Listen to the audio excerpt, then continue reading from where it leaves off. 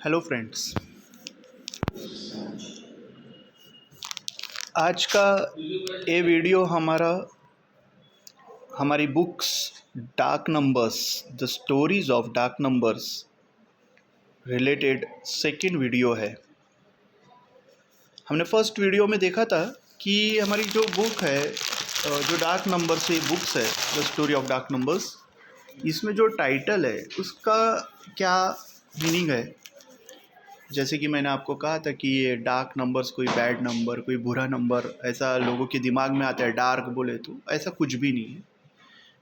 देखा जाए तो ये बहुत ही एक अपने आप में एक अलग आइडेंटिटी रखता है, एक अलग पहचान रखता है। और उसी नंबर से रिलेटेड ये इसमें बहुत सारी कहानियाँ इस बुक्स में बताई गई है। आज इसी टाइटल के ऊपर और ये हमारा जो पिक्चर है इसके ऊपर कवर पेज, हाँ, इसके ऊपर हम और डिस्कस करेंगे। वीडियो में देखने के लिए आप जो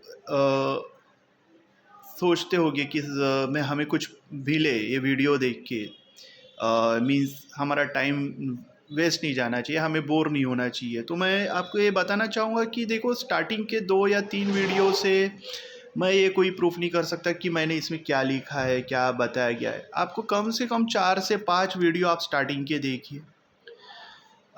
मैं आपको गारंटी देता हूँ कि आप मेरे आगे के हर वीडियो का इंतज़ार करोगे और देखने में इंटरेस्ट लोगे।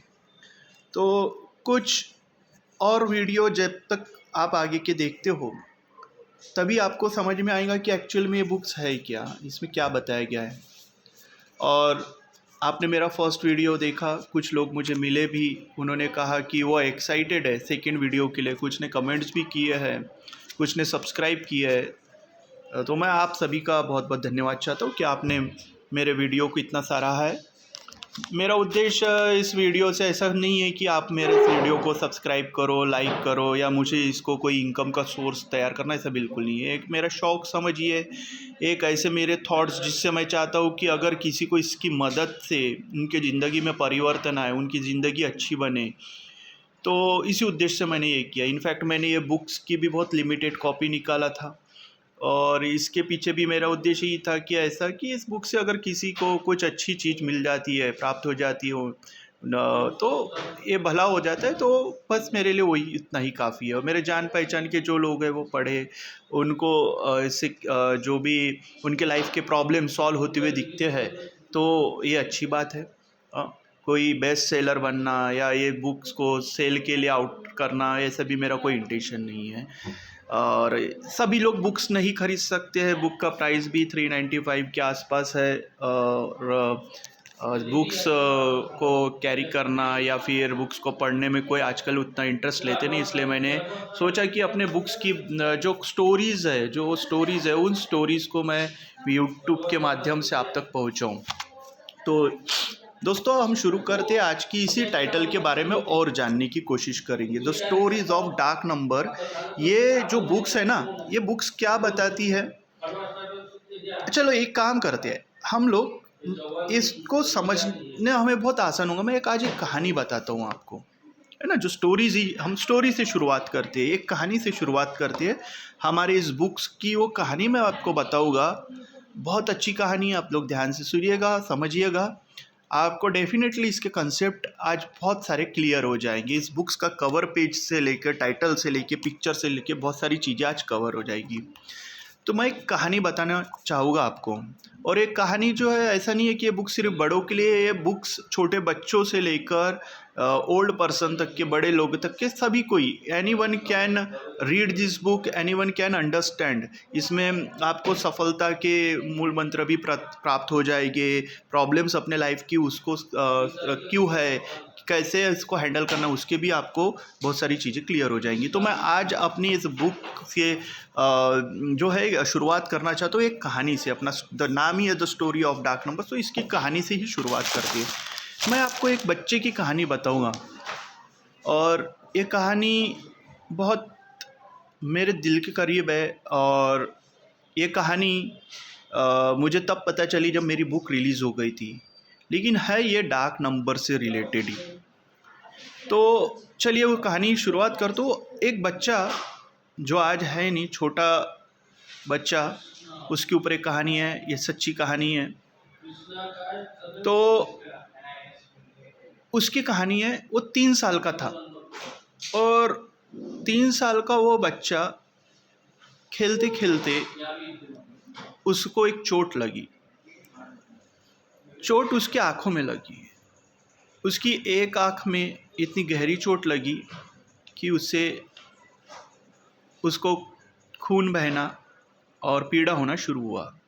ये चोट इसके लिए लगी उसे क्योंकि वो एक दिन अपने पापा के गैरेज में खेल रहा था। उनके पापा का एक वर्कशॉप था जहाँ पे घोड़ों की नाल से संबंधित काम हुआ था। घोड़ों जो होते हैं ना, उसकी जो पैरों में नाल वगैरह सब लगाते हैं, लोहे का काम था, वो काम किया जाता था। और बच्चा उसी वर्कशॉप में खेल रहा था और खेलते खेलते उसके हाथ में एक चाकू आया और वो चाकू खेलते खेलते उछल के उसकी आँख पर लगा और उसकी एक आँख को लगने पर उससे खून निकलने लगा। अब बच्चे के फैमिली वाले ने देखा कि अरे इसका तो खून निकल रहा है, ऐसा वैसा करके। और ये काफ़ी पुरानी बात है, ये बात है 1807 की बात है। बच्चे का जन्म 1809 में हुआ था, सॉरी 1813 की बात है, 1809 में उनका जन्म हुआ था।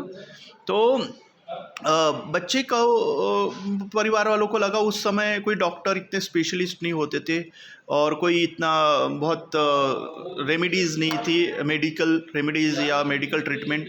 तो परिवार वालों को लगा कि ठीक है चलो ये हो रहा है। उस समय जो भी उन्होंने उसका ट्रीटमेंट था कर लिया और उसके बाद में उन्होंने क्या किया कि सोचा अच्छा हो जाएगा ये। अब कुछ दिन बीतने लगे। कुछ दिन के बाद में उसका जो आँख थी वो तो एक आँख खराबी हो गई थी क्योंकि वो ब्लाइंड हो गया था, ही उसकी विज़न चली गई थी। लेकिन उसी चीज़ का असर उसकी दूसरी आँख पर भी होने लगा और धीरे धीरे उस जो दूसरी आँख जो अच्छी थी उसमें भी उसका जो विज़न था, जो दृष्टि थी, जो वो देख सकता था, वो भी उसकी आँख से दिखना बंद हो गया और कुछ महीनों बाद वो दोनों आँखों से ब्लाइंड हो गया। उसे बिल्कुल भी नहीं दिखने लगा। अब घर वालों को लगा अरे कैसे क्या हो गया। लेकिन उस समय जैसे मैं बताया मेडिकल ट्रीटमेंट नहीं थी, डॉक्टर्स नहीं थे, तो उस समय या उतना कुछ टेक्नोलॉजी नहीं थी जिसकी वजह से उसका सही तरीके से उपचार नहीं हो सका और वो बच्चा, उसकी दोनों आंखें क्या हो गई, ब्लाइंड हो गई। अब ब्लाइंड हो गई उसके बाद में अब वो बच्चा को इच्छा थी बहुत पढ़ने की क्योंकि दिमाग में बहुत सारे थॉट्स आते थे, उसको इच्छा थी आगे बढ़ने की, लेकिन क्या करे, अब तो ब्लाइंड हो गया। घर वालों ने भी देखा कि इसका इंटरेस्ट तो पढ़ाई में है लेकिन क्या कर सकते हैं इसमें, तो अभी उनके पास कोई इसका सॉल्यूशन नहीं मिल रहा था। तो उन्होंने क्या किया, उसको एक चर्च ले गए और चर्च में वैलेंटाइन करके फादर होते थे उस समय, फादर वैलेंटाइन। और उन्होंने बताया कि ये बच्चा पढ़ना चाहता है, 9 साल का हो गया था वो बच्चा और पढ़ना चाहता है, अब हम क्या करें। तो फादर वैलेंटाइन ने बोला ठीक है मैं इसे मार्गदर्शन करूँगा। और फादर वैलेंटाइन जो उस बच्चे के गुरु बन गए और उन्होंने उसको, वैलेंटाइन फादर ने क्या किया, ठीक है पढ़ने के लिए जो भी उसको सुविधा होनी चाहिए या जो मार्गदर्शन होना चाहिए करने लगे। अब वो बच्चा अपने इससे कोशिश करने लगा, ब्लाइंड बच्चा कैसे पढ़ेगा, बड़ी दिक्कतें थी। तो फिर भी उसने पढ़ना शुरू किया और बाद में कुछ समय बाद में ऐसा एक इंसिडेंट हुआ कि फादर वैलेंटाइन का कांटेक्ट एक मिलिट्री के रिटायर्ड पर्सन चार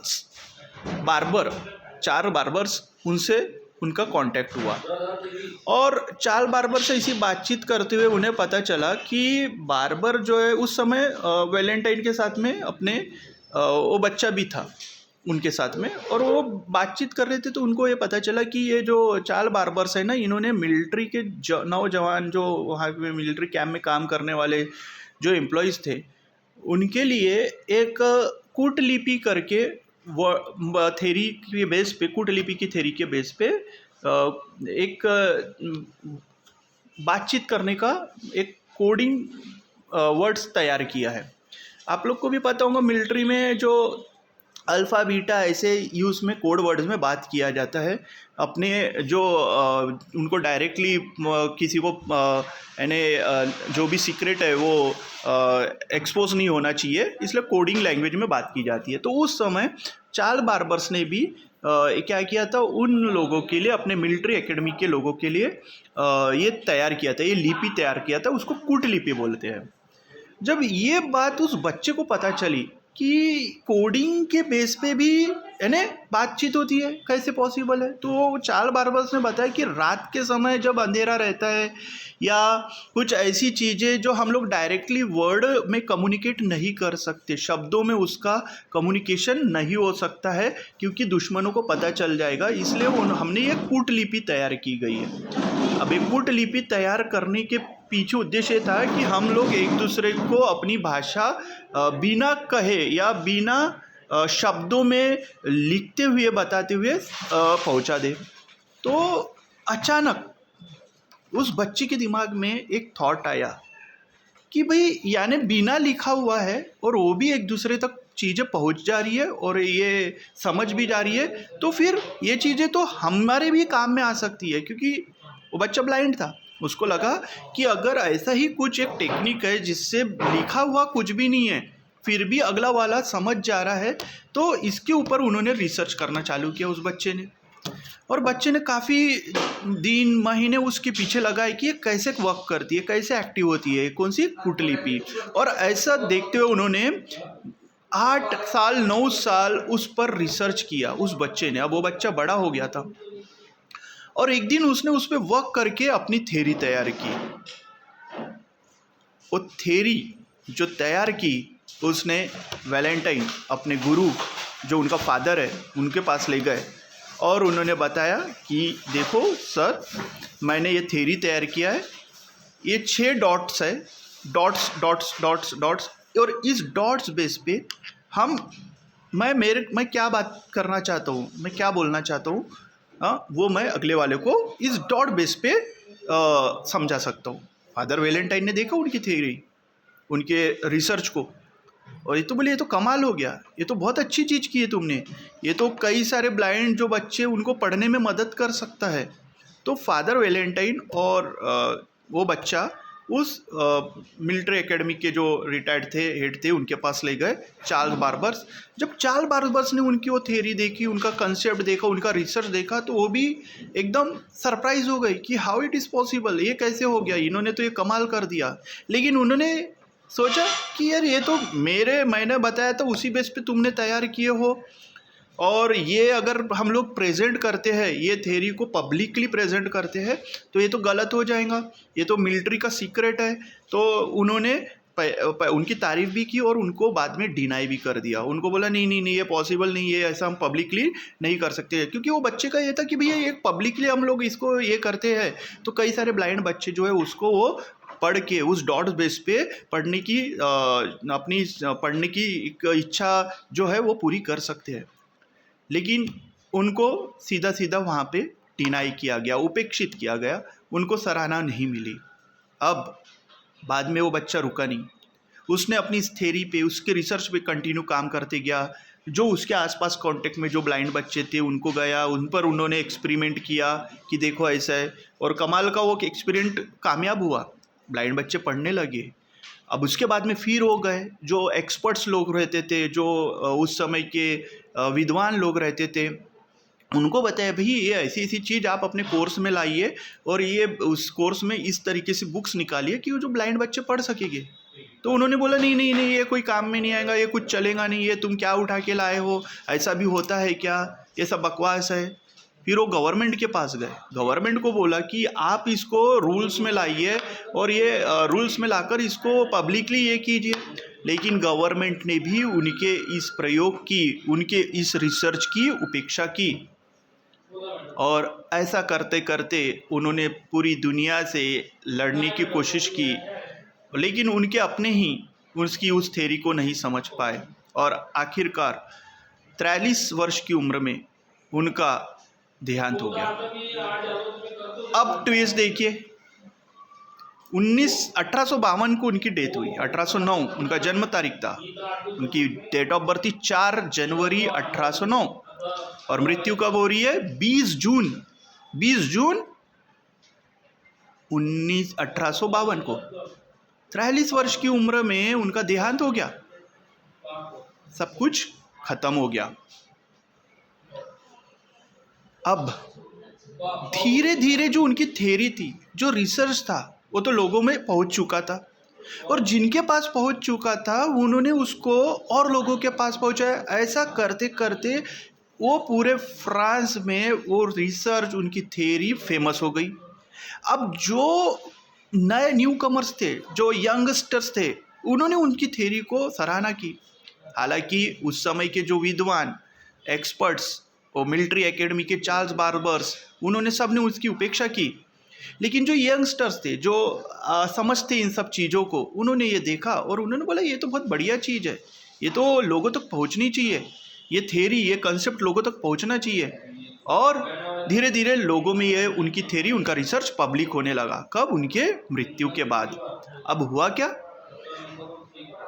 20 जून 1952 का दिन, यानी उनकी मौत के, उस बच्चे की मौत की, मृत्यु के 100 साल बाद वो इतनी फेमस हो गई, इतनी फेमस हो गई 100 साल में कि वहाँ की गवर्नमेंट को लगा कि नहीं, हमसे बहुत बड़ा गलत काम हुआ है, बहुत बड़ा पाप हुआ है। ये बच्चा हमारे पास में आया था उस समय, तो हमने इसको उपेक्षित किया, इसकी चीज़ को समझा नहीं। और 20 जून 1952 को उसकी जो शरीर, पार्थिव शरीर के दफनाया गया था, वहाँ पे गवर्नमेंट गई, वो मिलिट्री गई, लोग गए, एक्सपर्ट गए, विद्वान गए और उन्होंने उसके पार्थिव शरीर के अवशेष को बाहर निकाला। अब अवशेष ही बचे हो गए, 100 साल का समय बीत गया था। उस अवशेष को बाहर निकाला और उसको अपने राजकीय सम्मान के साथ अपने झंडे में देश के लपेटा गया। वहाँ पे राष्ट्रीय धुन बजाई गई और राष्ट्रीय धुन बजाने के साथ साथ उन्हें सलामी दी गई। और वो उस इवेंट में वहाँ की मिलिट्री ने, वहाँ के विद्वानों ने, वहाँ की गवर्नमेंट ने अपना सर झुका के उनको नतमस्तक होके माफ़ी मांगी और कहा कि हमसे, हमारे पूर्वजों से जो गलती हुई है उसके लिए हमें माफ़ कर दीजिए। बाद में ढोल से पूरे राजकीय सम्मान के साथ उनकी यात्रा निकाली गई और बाद में फिर उसी को राजकीय सम्मान के साथ में दफनाया गया। वो बच्चा 4 जनवरी 1809 को जो पैदा हुआ था, जिसका डेट ऑफ बर्थ 4 है, उस बच्चे को नाम जो था, उसका नाम था लुईस ब्रेल। और आप सभी ब्रेल लिपि तो जानते होंगे, लेकिन वो ब्रेल लिपि किसने बनाया था? यही बच्चे ने, जिसका नाम क्या था? Louis Braille. और लुईस ब्रेल ये ब्रेल लिपि के जन्मदाता है, ये रिसर्चर है। उन्होंने उसका रिसर्च किया और ये उनकी कहानी थी। जीते जी उनको वो सम्मान कभी नहीं मिला, जबकि वो मिलना चाहिए था। उनकी मृत्यु के बाद उन्हें वो सम्मान, वो भी उनके एक काफ़ी समय बाद उन्हें मिला। तो दोस्तों, ये कहानी यहीं पर ही ख़त्म नहीं हुई। बाद में इंडिया में 2009 को उनके जन्मदिवस के 200वें वर्ष में डाक टिकट भी निकाली गई। उनके डाक टिकट पोस्ट डिपार्टमेंट जो है, गवर्नमेंट पोस्ट डिपार्टमेंट ने उनकी नाम पर 2009 में उनके जन्मदिवस के 200वें वर्ष पे 200 साल बीत चुके थे, ये डाक टिकट निकाली गई। और आज उनकी बताई हुई थ्योरी सिर्फ उनके देश फ्रांस में ही नहीं तो पूरे विश्व में फेमस है। और कई सारे ब्लाइंड बच्चे आज उन्हीं की इस थ्योरी पर पढ़कर बड़े बड़े अफसर या अपने पढ़ने की इच्छा पूरी कर रहे हैं। तो डाक नंबर्स दोस्तों, ये कोई मेरा उद्देश्य यहाँ पे ये नहीं है कि कोई ख़राब है, ये बता दें कि जीवनी, कि इंसान का जो जीवन था उसको उस समय जो सम्मान मिलना चाहिए था वो नहीं मिला, उसकी उपेक्षा की गई। तो इनको थोड़ा स्ट्रगल रहता है।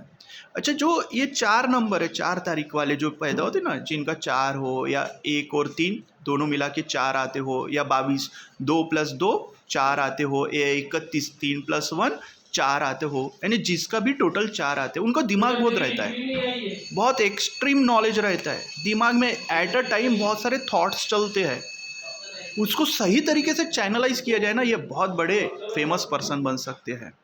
लेकिन गड़बड़ यही होती है कि इनको खुद को भी नहीं समझता चैनलाइज कैसे करना। और अगर इनको कोई गुरु मिल जाए, इन्होंने अपना एक गुरु तो बनाना ही चाहिए लाइफ में। गुरु उनका पिता हो सकती है, माता हो सकती है, दोस्त हो सकता है, भाई हो सकता है, टीचर्स हो सकता है, उनका हस्बैंड हो सकता है, गुरु कोई भी हो सकता है। तो ज़रूरी नहीं गुरु बोले तो टीचर ही होना चाहिए। उन्होंने एक पर्सन तो अपने लाइफ में एक बैकबोन रखना चाहिए, जो भी अपनी चीज़ें उनसे शेयर करनी चाहिए, और अच्छा व्यक्ति है जो इसमें समझदारी रखता हो, जो उनकी फीलिंग्स को समझता हो, उनकी भावनाओं को समझता हो। तो मेरी बुक्स में ऐसी ही बहुत सारी कहानियाँ हैं डेट ऑफ बर्थ के बेस पे। हाँ, ऐसी बहुत सारी कहानियाँ, आगे मैं बहुत अच्छी अच्छी और कहानी बताऊँगा। जो ये लुइस ब्रेल की कहानी, तो मेरी ये बुक पब्लिश होने के बाद मुझे पता चली कि ऐसा भी एक पर्सन था जिसके जीते जी उसे उपेक्षा की गई, उसे वो सराहना नहीं मिली, जिसके वो इतना टैलेंटेड था। तो दोस्तों, अब मैं आपको आज की इस कवर से ही बता रहा हूँ जो कहानी क्या है। तो कहानी ऐसी ही है जो मैंने आपको बताई। इस किताब में ऐसी ही बहुत सारी अच्छी कहानी है जो आपको भी नहीं पता होगी कि इन लोगों के साथ ऐसा ऐसा होता है। तो डार्क नंबर्स, ये the story of dark numbers, ये ऐसे लोगों की कहानी है जिनको एक अच्छा प्लेटफॉर्म मिलना चाहिए था, मिला नहीं, लेकिन कई सारे लोगों को मिला। इसमें बहुत अच्छी पॉजिटिव भी कहानियां हैं, थोड़ा बहुत उनके नेगेटिव लाइफ की भी शो करता है। और अब ये पिक्चर देखिए, हालांकि ये पिक्चर है जुपिटर का। मैंने कहा था मेरी जो ये बुक है ना, ये बुक में मैंने बेस लिया है बर्थ डेट का और उनके प्लैनेट का, जो हमारी जन्म तारीख होती है और जो ग्रह होते हैं उसका हमारे जीवन पे क्या इम्पैक्ट पड़ता है, या उससे हमने क्या पॉजिटिव चीज़ें लेना चाहिए, या उनका क्या नेगेटिव इम्पैक्ट हम पे हो सकता है, कैसे हमने मैनेज करना चाहिए, कैसे चैनलाइज करना चाहिए, ये सब कुछ इस किताब में है और मैंने वो सब कहानियों के माध्यम से बताया हूँ। तो ये जुपिटर जो है ना, ये गुरु को शो करता है। प्लैनेट में सबसे बड़ा ग्रह, it is a big planet in universe. तो ये जो गुरु है, यानी गुरु का मतलब क्या है कि ये जो डार्क नंबर मैंने बताया था, डार्क नंबर्स कौन से, जिनकी डेट ऑफ बर्थ की टोटल 2 पे आती है, 4 पे आती है, 7 पे आती है, 8 पे आती है, मैंने उनको डार्क नंबर्स कहा है। इनको छोड़ के बाकी जो नंबर है मैं उनको एक्टिव नंबर बोल रहा हूँ। ऐसा नहीं है कि उनके लाइफ में स्ट्रगल नहीं आता है, डिफ़िकल्ट नहीं आता है, चैलेंजेस नहीं आता है, उनके भी आते हैं, इनके भी आते हैं। लेकिन इनका जब मैं लाइफ देखा और इनको समझा तो मुझे लगा ये इसको क्या टाइटल देना चाहिए। तो मेरे दिमाग में अब बुक में हिंदी इंग्लिश थोड़ा सा मिक्स है, मैक्सिमम तो हिंदी है, लेकिन मुझे नाम नहीं समझ में आ रहा था कि इसको क्या ऐसा नाम दूँ। मुझे ये नाम थोड़ा अच्छा लगा, इसलिए मैंने इसका टाइटल इंग्लिश में रखा the stories of dark number, जो कि इसको मुझे लगा कि ये बहुत अच्छा टाइटल है, ये होना चाहिए। और मैं गारंटेड बताता हूँ, इसमें जो 2 4 7 8 वाले लोग हैं ना, जिनका भी डेट ऑफ बर्थ, उनको बहुत पॉजिटिव चीज़ें मिलेंगी। अब इसमें भी डरने की नहीं है कि ये 4 नंबर है ना, लुइस ब्रेल के साथ ऐसा हुआ तो क्या हमारे साथ भी ऐसा होगा? नहीं, बिल्कुल नहीं। आपको नेगेटिव नहीं सीखना है इसमें। एक शेयर कर रहा हूँ स्टोरी कि आपकी लाइफ और उसमें अच्छी कैसे हो सकती है। और ये सिर्फ 2 4 7 8 वाले डेट ऑफ बर्थ के लिए नहीं, तो बाकी लोगों के, अगर आपके घर में जो 4 नंबर वाला बच्चा हो या 4 नंबर वाला व्यक्ति हो ना, उसको समझने की कोशिश कीजिए। हाँ, उसको ज़रूरत है एक मोरल सपोर्ट की, मोटिवेशन की। उसको पास में दिमाग बहुत है, उसके दिमाग को, उसकी एनर्जी को सही तरीके से चैनलाइज किए ना, तो वो बहुत टॉप पे भी पहुंच सकता है।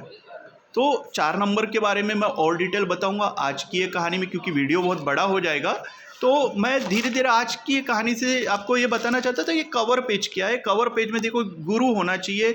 सबसे पहली बात तो इनको एक अपने साथ में एक कोई तो भी पर्सन हमेशा रखना चाहिए कि जो उनसे शेयर कर सके, और वो पर्सन भी अच्छा हो जो उनको सही गाइड कर सके, जो उनको समझ सके। तो कवर पेज में मैंने इसलिए ये पिक्चर रखा कि ये जो 2 4 7 8 वाले हैं, इन्होंने, इन डेट ऑफ बर्थ वालों ने गुरु तो अपना एक बनाकर रखना ही चाहिए, चाहे वो कोई भी हो, लेकिन गुरु होना चाहिए। ठीक है, टाइटल भी मेरे ख्याल से अब आपका क्लियर हो गया होगा, और नहीं हुआ है तो जैसे जैसे आगे बढ़ेंगे उसके बाद और क्लियर होता जाएगा। तो आज के इस कहानी मुझे लगता है आपको बहुत प्रेरणा देंगी कहानी कन्फ्यूज़न है तो आप यूट्यूब में और लुइस ब्रेल पे है तो उसके ऊपर सर्च कर सकते हो, विकिपीडिया में सर्च कर सकते हो, तो आपको और अच्छा चीज़ें उससे पता चलेगा। आपने मेरे वीडियो को देखा, समझा, और भी आपकी कुछ क्वेरीज़ है तो आपको मेरे को पर्सनली भी कांटेक्ट कर सकते हो। ये जिस जगह पे मैं वीडियो बना रहा ना दोस्तों, ये मेरी लाइफ की शुरुआत इसी जगह से होती है। हमारे कॉलेज कन्ना साहब गुंडेवार कॉलेज की लाइब्रेरी है, जहाँ से मैंने मेरी नेट सेट की पढ़ाई की थी। यहाँ पे पहला दोस्त, पहला सब कुछ बोले तो यहाँ से मेरी लाइफ की शुरुआत हुई थी। आज इस जगह पर मैं एक अच्छा मुकाम पे हूँ। इसलिए मैंने सोचा कि ये वीडियो की भी शुरुआत यहीं से होनी चाहिए। बड़ा पीसफुल एटमॉस्फेयर है, पॉजिटिव इन्वायरमेंट मुझे मिला था जब मैंने शुरुआत किया था यहाँ पे। मैं चाहता हूँ और आगे में ऐसे वीडियो मैं बनाऊँ, और आपका अगर सहयोग और इंटरेस्ट रहा तो मैं आगे में और ये पूरा जितना हो सके उतना कोशिश करूँगा बनाने की। Thank you so much. फिर भी आपको कोई डाउट्स, क्वेरीज़ है तो आप मुझे कांटेक्ट कर सकते हो।